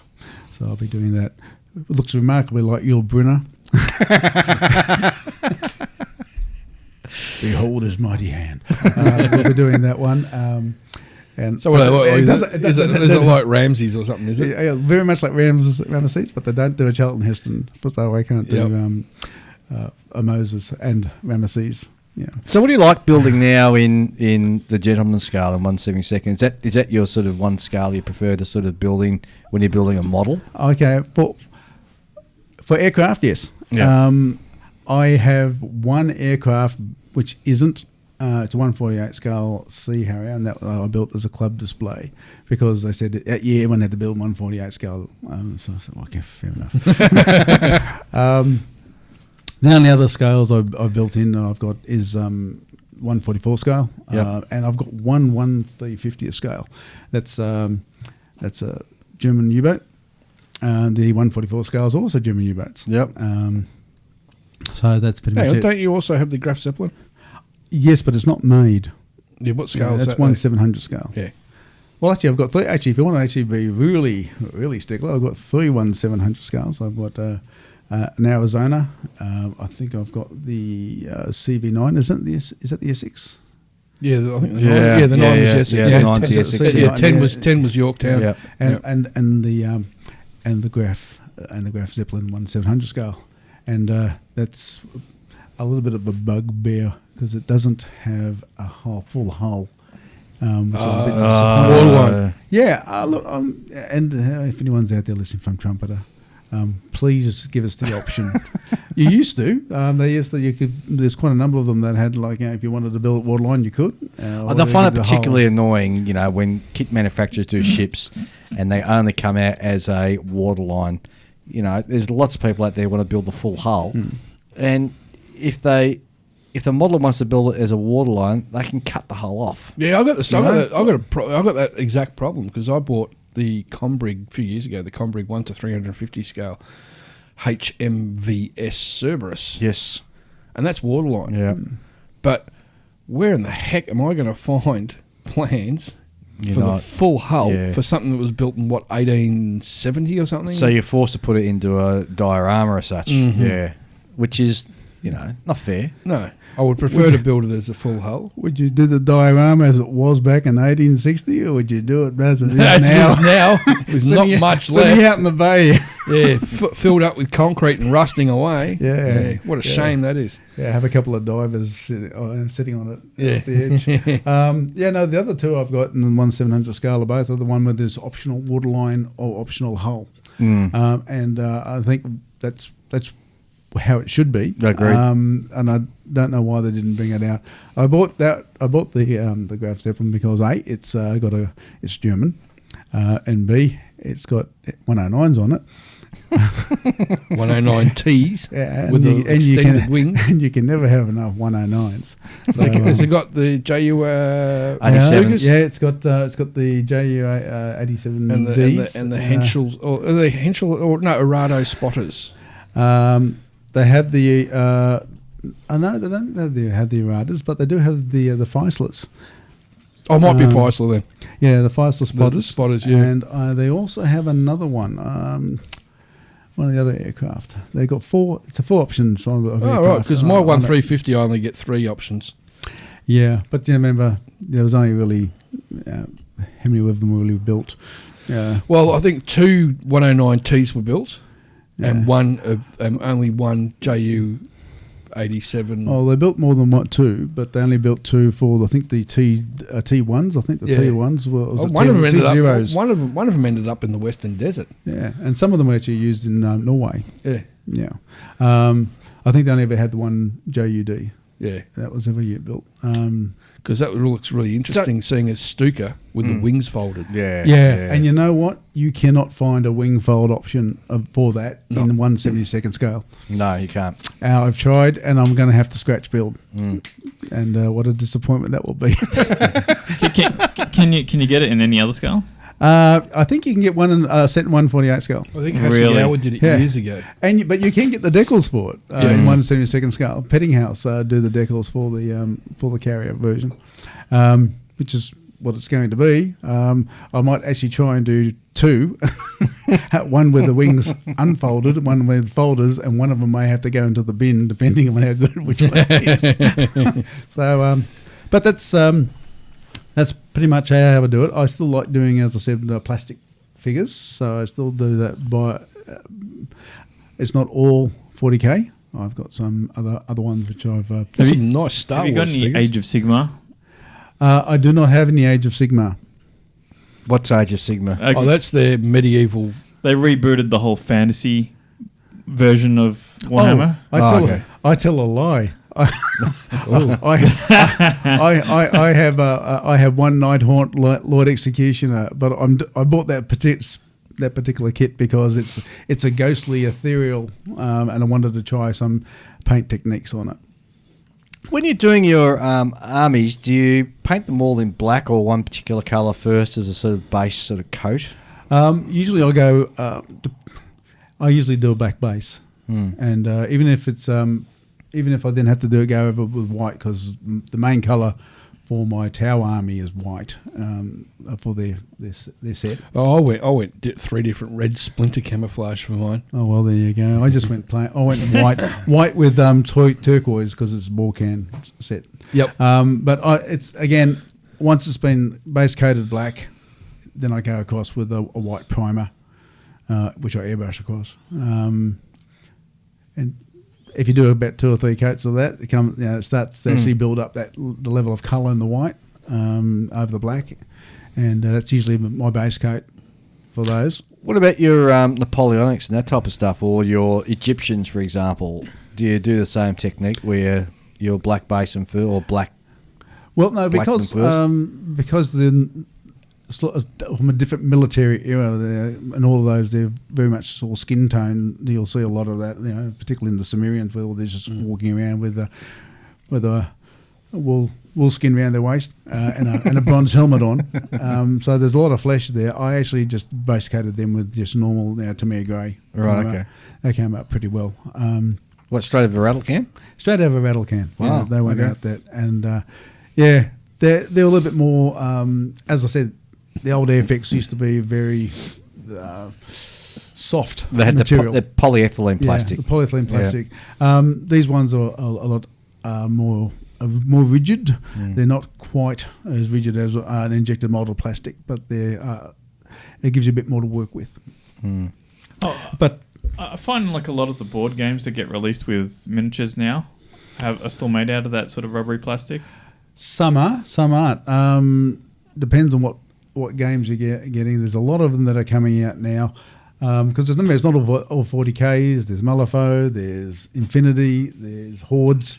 Anything, all the old metal, you probably won't find too many people actually building the base of their armies in metal anymore, because some of the stuff that comes out in 28mm figures, and it could be for anything from all the way from, again, from the Egyptian biblical era all the way up to modern combat. There is such a quality of hard plastic 28mm figures that are out there. So most of the people that still wargame that I know who wargame in 28mm have a plastic army as their base army. They may have certain figures that they'll be cast in metal. They're champions. Their personalities. They'll probably be coming out in metal figures, but they'll be the bulk of them that will be plastic. What does 28mm translate to across into the scales that we're more familiar with? Imagine them as being a 72nd scale, but being about at least 1.5 foot taller. Okay. Yeah. Isn't 35mm technically sort of 48 scale or something? Getting close, yeah. It's between 72nd scale and 48 scale. 48 scale figures are towards the high end. Although some of the new 40K stuff that's coming out with the Space Marine Primaris are starting to get pretty tall. Very large, yeah. Very big figures. Yeah, they're getting much taller than the old Space Marines. Yeah, but then again, there's a term for that, superhumans. isn't there? Like the with the proportions, they're a bit more realistically proportioned than the old generation of Space Marines. So the other thing about Space Marines, I never understood how those guys ran. What do you mean? Well, you look at their pants legs, and it's like they're wearing bell-bottom trousers. Every time they try and take a step, they trip over their own legs. Well, the new one's a bit different. There's more articulation points. Than the new ones. What were you saying, Julian? What was the question you asked me? Oh, I was talking about like 35mm and scale and stuff, wasn't I? Yes. So look, but still, 28. There's heroic scale now. Yeah, that's right. Yeah, heroic scale is what they call. I think that's and I'll probably get people ringing in and sending emails saying he's wrong. They're more like your standard squatty type of guys, because if you look at a standard figure that you get in a 28 millimeter, they're stocky. Okay. Blokes. Well, it's like a cartoonish sort of version. Yeah, they're like a little bloke who's just been squashed down a little bit. And then there's the other ones which are like fully anatomical proportion. Is it a true scale or something like true that? Scale. That's something like that. True scale. Yeah. True scale and heroic scale. So this is what happens when you don't use numbers like 48 scale. And stuff Yeah, like that. yeah. Yes. Well, yeah, but they can be the same 28 mil figures, but it's just that the proportions of the bodies are different. Right. Plus, there's so many now aftermarket companies doing figures and accessories. One of the things I find very exciting about the about figures and aftermarket figures is that the number of garage companies that are now available now. 3D resin printing has opened up almost an incredible world. You go on a opportunities. Shapeways and type in 40K, Warhammer 40K. Oh, and there's thousands of things on there now. Oh yeah, now you can virtually build up your whole forces based upon these things, and they're all of them are pretty niche markets. If you want to have a certain chapter of your Space Marines, you'll probably find that there is an aftermarket company that will sell all the icons and all. The best homemade army I ever saw was, I don't know how long ago, it was a long while ago, a guy did a Simpsons Space Marine army. It was brilliant. Like the apothecary was Barney Grumble with a big keg of booze on his back. I've seen a Mickey Mouse. I haven't seen a Mickey Mouse. The long pointed faces that they used to have. So everyone's one of those long helmets with a little nose on it. They're the little pointy nose helmets, and the ears, and the helmets painted at the front with the white around the eyes and all that, and the big ears, two little. Fantastic. all these plastic discs he's cut out to put turned into ears, and so they're wearing but done as the old style Mickey Mouse with the bib and braces, with the bib and braces and the red shorts, yes. With the big buttons, two big buttons. Yeah, the whole thing. It was like Steamboat Willie style. Yeah, Steamboat Willie style, and it was just. I think, that's nuts, but it looks so good. Yeah. So some of these guys just come up with some really insane ideas. Yeah, they really do. Some of these figure guys. Yeah, but. But as I said, most of the stuff I really do is 72nd scale aircraft. Every now and then I buy a 1/44th scale that I put in the stash, and then I bring it to the club meeting and I give it to you. You sell me. Speaking of, still owe you that $20 from that ship that you gave me the other week. Well, again, that was a 1/350th scale ship, and the only one I had. And what ship was that you got? That was the Snowberry Flower one. class, Snowberry. Yeah. Oh, Corvette. Yeah. Was that Flower the class. Mirage kit? Yes. Yeah, I've got the Mirage kit. Yeah, I've got a different version of it, but mine's the Royal Canadian Navy. They built. One I got's one of the British ones. Because I know all the British ones that were named after flowers. Yeah, that's why it's called the flower class. Yeah. Bluebell, Snowbell, all those sorts of Pansy. names. You bet you're big on the ship. HMS Pansy. Well, it depends. In some parts of the world, it probably doesn't have the same connotation. Well, it probably doesn't, but back in 1940s, I mean, geez, yes. yeah. Oh, I say, old chap, what ship would you like to join? Well, sir, HMS Pansy sounds like a good ship. I'm on the Pansy I side. always, well, actually, and no offense to our American listeners, but I always found the funniest name for a ship was Cowpens. But wasn't it a battle site? Yeah. I think it was probably a Civil from, War or it's one of the, Civil War. Yeah, or, Civil or War. War of the Revolution. one of the two. Yeah, one War of of the the battle Rev- sites. But, Although they call it War of Independence. But, yeah. Well, yes. I mean, we get in a lot of trouble here because I still think that it wasn't the War of Independence. I think it was the first Civil War. It was it was. It was the first Civil War. Yes. Excuse me. Hang those rebels up. Oh, geez, I think we better step well away because I'm getting so much hate mail that'll be coming through from American friends. So. Well, remember in an alternative universe somewhere, it probably Oh, never yeah. happened. Well, you know, they are odd over there in North America. I mean, look, the Canadians and the Americans went to war over a pig in the 1800s. Did they? Yes, A they pig? did. They went to war over a pig. Yeah. Okay.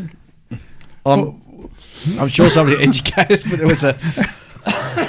Well, look, Lee, hey, if you're going to have a war over something, bacon's a Well, pretty actually, good- actually, bacon's a very serious thing. Yeah, to me, if I'm going to, if that egg doesn't come in with bacon, there's going to be trouble. Yeah, but the Canadians do this weird thing. They put syrup over their bacon. Oh, it tastes great, by the No, way. it doesn't. No, come on. No. Yeah. No, yeah. Streaky bacon, I agree with. Oh, no. But putting syrup on your bacon is no. You need to be examined to do that. I'm going to be in so much trouble when I land in Canada. I'm not saying, Yeah, I'll tell you what. Any wonder they're charging that much to get in. Yeah. Yeah. When you get off the plane, they'll sit you down and say, you're going to eat that bacon. Now. Yes. Sorry. Oh, Sorry. Yeah. I don't know what you're talking about, but that bacon's going to be eaten. Well, it's funny because it wasn't until I travelled that I realised that French toast was actually a sweet thing. Because when I used to cook French toast, and for those who don't know what French toast is, it's basically a bit of bread dipped in egg and then you fry it. But I still do, I put salt and pepper on it. And that's my way of eating French toast. But everywhere else in the world, they put cinnamon and sugar and all this sort of stuff on it. No, I do. That's all. Yeah. Oh, That's you're- how I always had it. With, with Definitely sugar a and- weird... Well, am I the weird one, am I? Yeah, I think you are, Yeah. Dave. I'm not really into French toast. See, sugar and eggs don't go together. Well, I guess it does because you make See, cakes out of I'm it, just don't into you? regular toast, and that's sugary enough because I really lay on the jam. Anyway, what am I doing on my bench? For those of you who've joined the cooking show. Oh, jeez. You know what? I think we better wind it up there. It's getting up for nearly 2 hours. So, Yep. No worries. well, before we go, what is on your bench at the moment? You intimated before you had about 10 helicopters. Let's get... Actually, I've got 4 Hueys. Yes. Is that all? I got Just 4? a B and C, a D and a H. 2 of which are going to be done as Australians, RAAF. It's all for the Vietnam club display next year. Yep. So 2 will be American, 2 will be Aussies. And I've amongst all of them, and combining all the 4 different kits and the weapon fit outs, I've managed to able to get all the things that covers pretty much everything that the Americans had, but more importantly, for me anyway, the Bush Rangers. The Bush Rangers were the Australian gunships. Yes, the Australian gunship. So because there's not a kit that actually has anything, the Australian fit out, but you can, with a bit of aftermarket, thanks to the guys from Sparrow Cars, they actually gave me got some M60s off them. In 1/72 scale. Yeah. Wow. M60s, 1/72 scale. So I've got a set of those. I've got 4 of those to fit out the Bush Ranger. C Knight, Sea Stallion, Which are US Marine Corps. US Marine Yep. Corps. What else have I got? I do not have one helicopter in my stash. Wow. I've built a helicopter. Yeah. Just one. The little Bell Sioux. Oh, yeah. Yeah, they've Yeah, got the the- MASH helicopter, Well, as I call it. yeah, the MASH, the one that used the MASH. Yeah. Was So it the that's- Bell 42? I think it might Bell be a Bell 42. 47, Yeah, but wasn't it's Or 47? it's going to be in the RAAF Possums reconnaissance Right. unit. And that's what one. It's that plus the Huey that makes 8. So 8 copters I've got to finish off for that. I've also got the. I was also on the bench as a BASC Canberra, as used in Vietnam. By the Number 2 squadron. Yes, number 2. Which surprised everyone because the Australians were still using the old manual bomb sights. Which was quite effective. And we're getting better results Yep. than the poor Americans when they were using the all the electronic. Yeah. Because the Aussies used to fly really, really low. Well, but I reckon if you're in like a B-52 and you're getting all these SAMs fired at you, regardless of how good your electronics are, it's still going to make your eyes twitch a little bit, isn't it? With Mind you, I did read about one guy, I don't know if it was during Vietnam or later in a Canberra, an Australian bombardier actually lost his arm through a bird strike. Oh, right, seriously? Yeah, eagle went through the front glazing. Oh, wow. Yeah, damaged his arm that bad, had to get it amputated. Jeez. Yeah, so when you come in, coming in low and coming in fast, sometimes it's better. If you hit a pelican, you're in big trouble. You're in big trouble if you hit anything. Yeah, but sometimes you can see what's in that copse of trees on the hill. Yes. And I've also got a cowboo, which is coming. Who made it? What kit is that? That's a Hobbycraft kit. Hobbycraft in 1/72 scale. Yeah. Caribou. Yeah. How big is it? It's pretty damn big. It's actually bigger than a B-17. It's as big as a B-29 in the 1/76 scale. Seriously, as big as a 29? Wingspan wise. Wingspan, yeah, wingspan is, but lengthwise as big as a B-17. So you're doing that as Wallaby Airlines? Yes. Which is what the Australian Air Force was comes known with- in Vietnam? Yeah, lucky enough it came with the decals. Although, as usual with a lot of international kits, the rondelles with the Kangaroo will be replaced. Yes, because and you helped me out here because I was looking for I got Aeromart Aeromaster. Thank you. Error Master. Absolutely. And the Randalls for the Australian Canberra in the 1/144th scale I had looked like a little rat. Didn't look like a kangaroo at all. The emaciated rat that they put on these things, and they say that's a kangaroo. Yeah. Have they ever seen a kangaroo? Obviously not. Clearly not. No. So I'll be replacing the rondelles, but the all the other decals are usable. So that's going to go on. So you got quite a bit on your bench. I want to try and get them all done, and I've and going back to the 72nd scale figures, I also picked up the Italeri set for Southeast Asia, the American US. To me, it looks like USMC figures. Although I suppose in that scale it could be Army as well, but they tend to look a little bit marinish. And there's one figure there who's bare-chested. He's got his bandana around his neck, and he's standing there with his M16, and the M16 is going to be coming off. The bandana around his head, he's got one around his neck and one around his head, but that one's coming off. Now, I'm going to be putting a 7th Cavalry hat on. Oh. And that M16 is going to be replaced with a surfboard. Oh, very good. Good yes. move. Good move. Charlie don't surf. So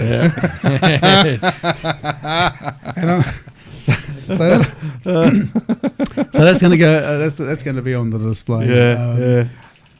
Although I'm sure that only people of a certain generation will probably get the reference to the film, even though they'll all be saying, "Oh, well, it's a Vietnam club display." Yeah. But only those certain generation will go, Yep. I know that. Yeah. Well, in the movie, he's actually standing there bare-chested with an M16 on his side anyway, sort of carrying it sitting in his hip. Oh, yeah. And, I love the smell of napalm. Good movie. It's a classic. It's a good movie, but it's a great movie, but it's not as good as the movie I watched over the weekend. But hang on, before you get on the one that you watched on the weekend, the best part of that scene is where he says, one day this war will be over. And he looks shattered by what he said. When he's talking to Charlie Sheen. Sorry, not Charlie Sheen. Yeah, Martin Sheen. He goes, one day this war will be over. And he sort of looks away. There's some parts of that movie where, apart from the fact a lot of it's very disturbing, and a lot of the film itself is disturbing, but some of the comedy is just in the surrealness of the thing. I've recently sat down and watched the Ken Burns series on the Vietnam War. And, you know, when you look at it from a purely documentary point of view, it's quite tragic from all sides as to why it was fought. And I suppose a lot of people are wondering still why it was fought. Yeah. But for those who... I think it was basically they were scared. Everyone was scared about the communist push into Southeast Asia. Yeah, it's an ideologically driven war, but probably on both sides. When you think about the Vietnamese, they've been invaded so many times. Mm. The Chinese, the Japanese, the French... And yet they're still there. Yep. Yeah. Yeah. Couple of guys, old farmers with rusty old AK-47s taking on the world might, and they still managed to get on top. Wow. Yeah, so this is probably one of the things that if you can take anything, you take the fact is, no matter what country it is, if you're going to somebody else's country, you walk carefully because they know that place better than you do. Exactly. And they will fight for their homeland. So. Yep. Too true. So, and I'm sure that will be for any country. Yep. Totally agree. That sounds like a good note to close up on. So, now, yes. Before I forget, I'm going to mention something to everyone, and this is a must. If you really want to watch a really good bad movie, a good bad movie. A good bad movie that I recommend. I gave 10 upside down stars to. It was that bad. It was good. Billy the Kid versus Dracula. It was absolutely incredibly bad. Like every nighttime scene was filmed in the day, so everyone's casting shadows. The worst looking rubber bat I've ever seen. It was made in 1966. It was brilliant. Have you ever seen The Giant Claw? Yeah, taking on the B-25 Mitchells. Yeah, the big pterodactyl sort of, the vulture sort of thing. Yeah. It's a classic war movie for those of us who are interested in B-25 Mitchells. Yeah. In fact, a good friend of ours has actually scratch built one, Alf. And yes, he's bringing it to Expo next year. Yes, and it's got the claw out about to take the B-25. And it looks a gorgeous model. Great. The great model. Yeah. Yes. If I can find a picture of it, I'll post it on their Facebook page. But no, like I said, do yourself a favour, listeners. Billy the Kid versus Dracula. Julian, sign off from you, thanks. I got nothing really, as per usual. You know, I'm not old enough to have that much wisdom. Come on, man. All right, no worries. Ian. Well, my time. Well, as I always say, photo which is your friend, guys. No I worries. really need to get one of those sort of sayings that I can just shoot out every week. You do. How many episodes, and you still haven't got one? But that's part of the charm of Julian, though. That's right. Yeah. I don't need one because this is my first time, and it'll probably be a long time before I'm welcome back. The only thing I can think of to say is that don't do what I do. Don't have 20 kits on the go. Try and finish them one by one. Yeah, and if you don't do online shopping, don't drink. Yeah.